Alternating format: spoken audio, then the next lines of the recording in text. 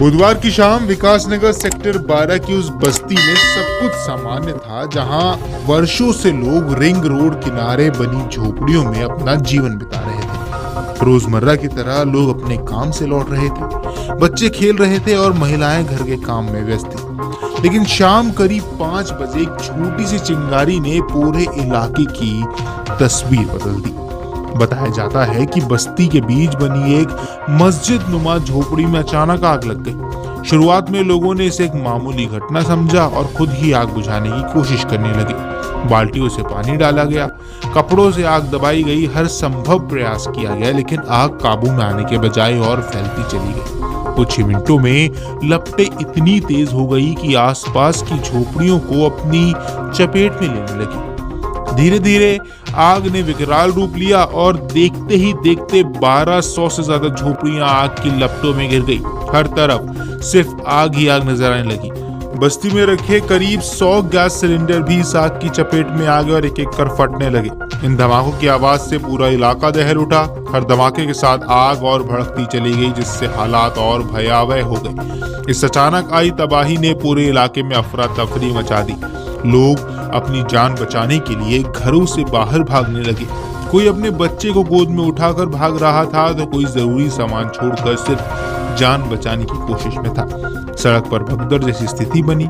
चीख पुकार और डर का माहौल इतना गहरा था कि हर कोई बस सुरक्षित जगह तक पहुंचने की कोशिश कर रहा था। इसी बीच लोगों का आरोप है कि उन्होंने तुरंत पुलिस कंट्रोल रूम में फोन किया, लेकिन शुरुआत में कॉल ही नहीं लगी। जब आखिरकार संपर्क हुआ और सूचना दी गई, तब भी मदद मौके पर पहुंचने में काफी देर लग गई। स्थानीय लोगों का कहना है करीब 1 घंटे बाद पुलिस और दमकल की गाड़ियां पहुंची। तब तक आग पूरी तरह बेकाबू हो चुकी थी। जब दमकल की गाड़ी मौके पर पहुंची, तब तक स्थिति हाथ से निकल चुकी थी।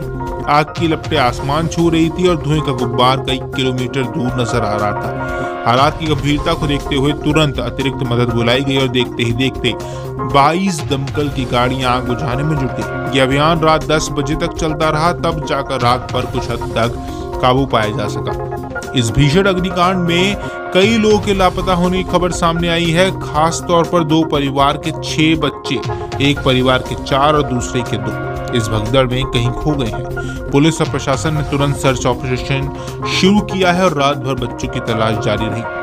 आसपास के मोहल्ले में भी खोजबीन और तलाश अभियान लगातार जारी है, लेकिन देर रात तक उनका कोई सुराग नहीं मिल पाया है। आग की चपेट में आने से मवेशियों को भी नुकसान आने की खबर सामने आई है, जहां स्थानीय लोगों का कहना है कि 2 गाय और करीब 50 बकरियां जिंदा जल गई। हालांकि प्रशासन ने अभी तक इसकी आधिकारिक पुष्टि नहीं की है। घटना के बाद लोगों का भारी गुस्सा देखने को मिला। पीड़ित परिवार ने प्लॉट मालिक पर गंभीर आरोप लगाया। उनका कहना है कि पिछले कुछ दिनों से उन्हें झोपड़ियां हटाने के लिए दबाव बनाया जा रहा था। जब उन्होंने ऐसा करने से इनकार किया, तो साजिश के तहत आग लगवा दी गई। गुस्साए लोगों ने प्लॉट मालिक के घर का घेराव किया और जमकर हंगामा किया। स्थिति इतनी बिगड़ गई कि कुछ लोगों ने पथराव भी शुरू किया। पुलिस ने उन्हें समझाने की कोशिश की, लेकिन जब लोग नहीं माने तो हल्का बल प्रयोग करना पड़ा। इसके बाद माहौल तनावपूर्ण हो गया और पुलिस व स्थानीय लोगों के बीच झड़प की स्थिति बन गई। घटना के दौरान एक और समस्या सामने आई, लोगों का तमाशबीन बन जाना। कई लोग आग का वीडियो बनाने में जुट गए, जिससे राहत और बचाव कार्य में बाधा उत्पन्न हुई। दमकल की गाड़ियों को घटनास्थल तक पहुंचने में दिक्कत होने लगी। पुलिस ने लोगों को हटाने की कोशिश की, लेकिन जब वो नहीं माने तो लाठियां फटकारनी पड़ी। इस दौरान कुछ लोगों ने पुलिस पर ही पथराव कर दिया, जिससे हालात और बिगड़ गए। इस हिंसा में लोहिया नगर सिविल डिफेंस के पोस्ट वार्डन ऋषि श्रीवास्तव समेत 5 लोग घायल हैं। उनके सर फट गए और उन्हें तुरंत अस्पताल ले जाया गया। आपको बता दें, दमकल की गाड़ियों को भी बुद्ध बाजार में फंसना पड़ा, क्योंकि वहां पहले ही भारी भीड़ थी। पुलिस ने किसी तरह रास्ता खाली कराया, तब जाकर दमकल की गाड़ियां मौके पर पहुंची। स्थिति की गंभीरता को देखते हुए प्रशासन ने आसपास के करीब 30 घरों को खाली करा लिया है, ताकि आग और ज्यादा ना फैले।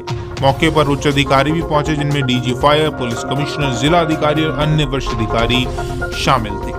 इस भीषण आग का असर इतना व्यापक था कि धुएं का गुब्बार 5 किलोमीटर दूर तक नजर आ रहा था। पूरे इलाके में दहशत का माहौल था और लोग अपने घरों में ही सहमे हुए थे।